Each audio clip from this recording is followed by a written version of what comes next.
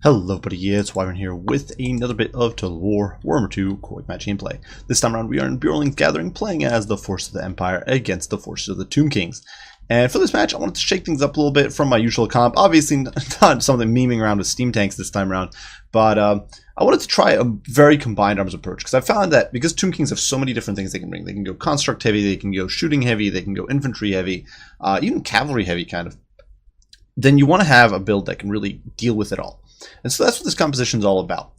Now, for my Lord, I'm rolling with Boris Todbringer. Not much to be said for him. He's very versatile. He's very tanky. He can survive relatively well because he does have the Midland Runefang to replenish. Foe Seeker and Deadly Onslaught just because we had a few points left over, though perhaps that would have been better spent on my cannons, veterancy. Besides that, he's just an all-around decent Lord. He can help harass big monsters. He can pressure units like Cetra on his War Sphinx. He can pressure chariots if your opponent brings them, deal with Ushabti, that sort of thing. Alongside him, we do have a Lore of Light caster on a horse. There's not much to be said for the Light Wizard. We've got Net of Mintok to sort of contain any breaches, to manage to snare down big monsters, make them easy targets for our guns, and we do have Frost Protection to help our front line hold a little better. We also do have Exorcism because that works pretty nicely against Undead, especially if you're winning already. -8 Leadership can put them into crumbling state. Sometimes it can even cause a swifter disintegration. Finally, Power Stone, of course, for the extra winds of magic. Besides that, frontline, well, the Anchor is a single unit of Greatswords as well as Sigmar Sons, and I found that this is a great combination of units. Greatswords are very powerful against Tomb Kings. They can basically demolish every infantry Tomb King put on the field. One of the things you just have to be very wary of course, is Ushabti Greatbows.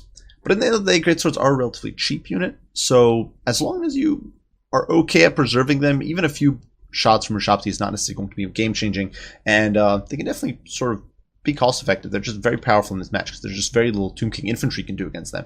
And the rest of the Empire roster can then focus on dealing with the Tomb King monsters and shooting. Besides that, it's a bunch of spearmen out on the peripheries. Once again, these guys chevron up a smidge. Not much to be said for that.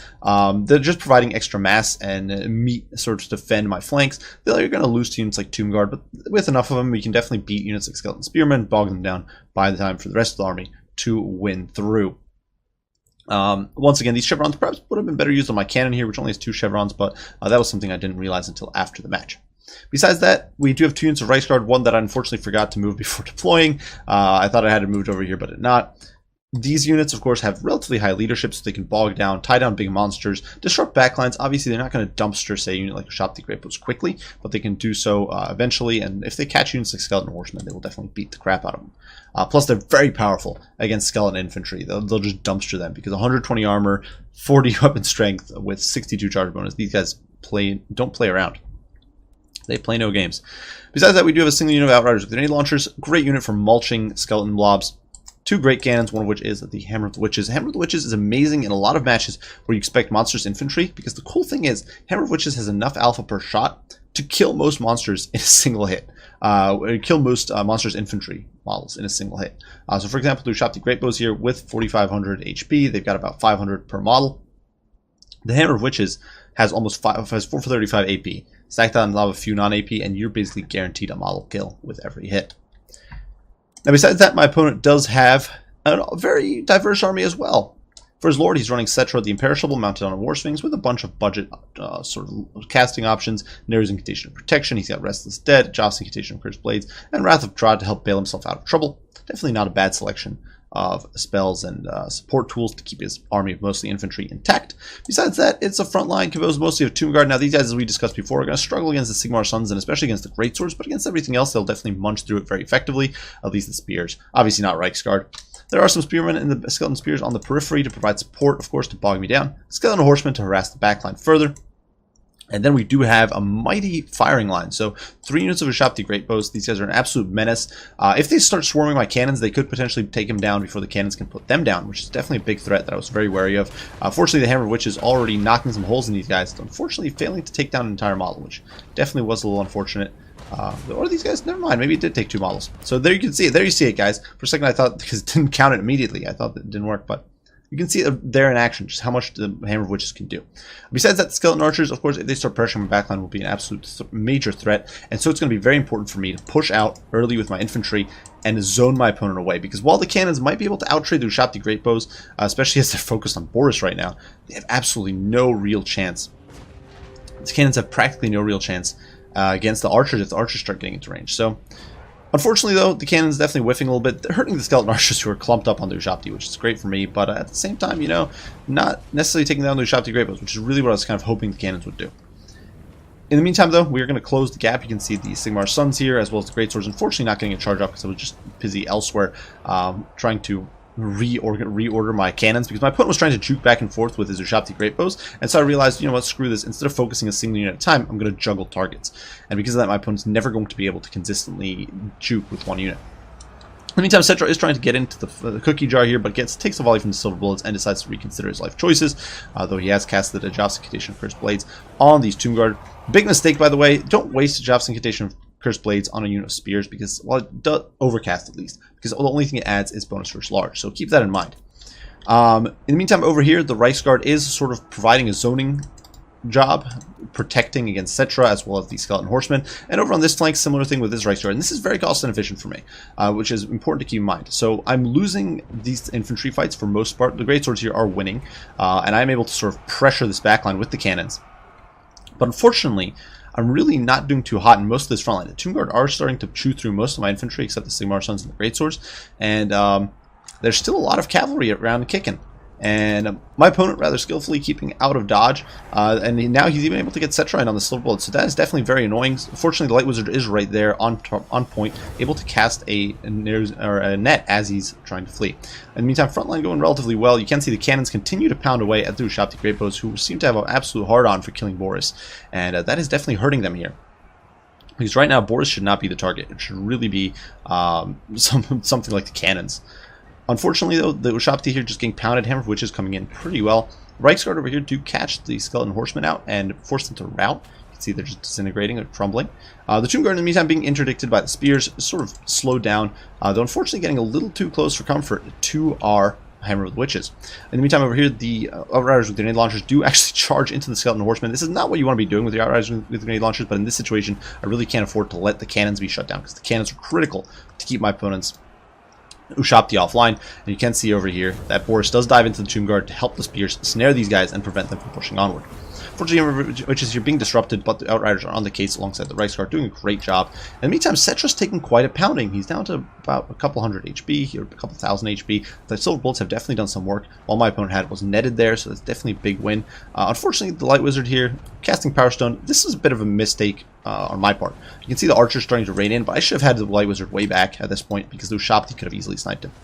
Unfortunately for my opponent, though, he's not able to protect on the flank here as the Reichsguard come barreling through, looking to get in on these Ushabti Greatbows, who are under that very effective cannon fire. Hammer of Witches will shortly be remounted, I do believe, and that will sort of clean things up. And you can see the Outriders here providing support, helping dispatch these Skeleton Horsemen, helping dispatch these Tomb Guard, and protect the line.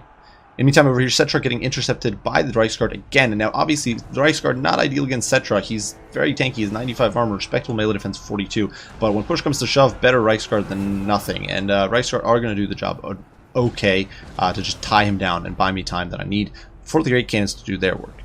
In the meantime, over here, the Reichsguard shrugging off the Spearmen, because that is what Reichsguard does. 120 armor says F you to all these anti-large units who think they're tough, and allows you to just run over the Ushabti Greatbows. And you can see the Reichsguard here does dumpster this unit, and will shortly be able to reposition, deal with those Ushabti in the back. In the meantime, Boris is swinging around from the flank, looking to dive in on my opponent. And over here, the Ushabti summon is going down, looking to overrun the poor Silver Bullets. Though fortunately, I was a little on top of it for once in my life, and managed to retreat the Great Cannon before the Tomb Guard got on top of me. So you can see it's going to be a bit of Benny Hill action as my artillery crews here are running away from the mob of angry skellies. In the meantime, the Outriders grenade launchers doing their very best to just chip away at this formation, doing a decent job of it, while the Tomb Guard crumbles away under spear pressure. Elsewhere, you can see that Cetra the Imperishable casting repeatedly on top of himself. Now, granted, this is healing the rest of his army, but it also means he's not helping the rest of his army win, and he's not really winning by himself here. He's getting kind of beaten down by a bunch of cheap units. We do manage to snare the Ushabti here, which is really nice. Allows some of our Silver Bullets to escape. It means that these spears and the Reichsguard are able to collapse on this formation and deal with them. While in the meantime, over here, Boris diving in alongside his Reichsguard to shut down this blob of Ushabti. And this is very important, because once we take these archers offline, my opponent is suddenly going to be in a very grim position. He's going to rely completely on Cetra at that point. And honestly, I don't think Cetra can carry the day at this stage or by himself. The skeletons can largely be gunned down by Outriders with grenade launchers. Outriders demolish skellies, and it's not even being displayed that well here because the Outriders have been doing cleanup duty for most part. But they can definitely do the job very effectively. Unfortunately here, losing a bit of track of these Reichsguards, so only now we're retreating from the spears. Should have done that a little while ago, but you can see just how well that armor's protected them. Elsewhere in the meantime, Cetra running amok, trying to go after the Outriders, but that's not going to fly. These guys are too quick, too nippy. They're able to escape. In the meantime, the gun crew's just running away like cowards, because you got to do that. You got to keep them alive, and that's what we're doing here. We're buying ourselves some time. They're just a tiny bit too fast. I think they have like 30 speed or something. They're just a tiny bit too fast for this Tomb Guard to catch up. Elsewhere in the meantime, spearmen are intercepting these spears over here, and our silver bullets are trying to flank around and looking to get a cheeky shot in on Cetra, who's casting more spells on himself, which in my opinion, like I mentioned before, is a bit of a waste. Cetra simply is not getting too much out of it. And he's diving in here, and these archers overextending into my line, getting stuck into melee with spearmen, which is an absolute disaster, and in come the Reichsguard, just crushing them underfoot. And do keep in mind, Boris does have the Crush the Weak ability, as well as the White Cloak of Ulrich, so that debuffs those units, so keep in mind, you've got Crush the Weak debuffing their leadership, and on top of that, this rear charge and all that leadership is crumbling. They're crumbling. They're losing their melee attack and melee defense, and because of that, they're literally down to 0 melee attack. They're going to fall apart even sooner because they're going to be losing combat decisively. They're going to be just completely destroyed. These few archers are not going to make a difference at this point. They're way too low. In the meantime, the grenade launchers are swinging around, looking to get some cheeky shots as the Reichsguard disrupts and overruns this Tomb Guard. Sure, the Reichsguard is depleted. They're down to about half models at this stage of the game. You spent most of the fight dealing with Cetra, but against Tomb Guard like this, they can cycle charge very effectively. They're able to deal with the Tomb Guard there, and now they're swinging out to deal with the spears. And at this point, my opponent, seeing that basically most hope is lost, he's basically reduced to infantry, and I still have grenade launchers and potentially tank guns and relatively healthy Reichsguard. He decides to just exit the game. Hilariously enough, my opponent opened up the match by bragging that he was the best player in France, so I don't know how much that means. He definitely was a respectable player on the leaderboards, but I did find that somewhat amusing in hindsight that you just randomly throw that out the moment you load into the game. But it was definitely a fun and close game, and I did find that this more flexible build. Normally I would say triple cannon, one of which is Hammer Witches, and that leaves me with less room for better units. It means that I can't afford Reichsguard. I have to deal with Empire Knights, who are a good bit inferior to Reichsguard. I can't afford Great Swords, usually in my composition. I end up sort of coughing up money for, say, like 3 units of Knights or something, because I'm just trying to get enough coverage and like an Outrider with grenade launchers. But you end up losing out a lot in your infantry line, especially if you try to cram the silver bullets in there. If you're putting an extra cannon on the field, because you just can't afford the upgraded infantry. You can't really afford great swords, I find, when you're forced to reorder your army to protect more guns. And because keep in mind, that's not just a case of you pay an 800 more for a cannon. You also got to protect that cannon more efficiently, and then trying to figure out how exactly to do that is difficult. So I found that this build, I was relying less on cannons, was very effective. I think that I should have cut the chevrons on the spearmen and put them on the cannon, because that could have been huge, in my opinion, to deal with those Shopti great bows a little quicker, and perhaps deal with them before they did too much damage to Boris or the Reichsguard. Otherwise, though, I was pretty pleased with the performance of the build, and I definitely found it to do rather well. Now, for my opponent, I did think that his biggest mistake was the fact that he relied on his Ushapti Great Bows to shoot at Boris. And honestly, he could have ignored Boris. He could have played, in my opinion, much more passively, used his Ushapti Great Bows to try to win the bat. I think he could have probably won the fight with the cannons if he just stayed on that. He would have forced me to attack him with Boris, and he could have tried to use Cetra in a more defensive manner.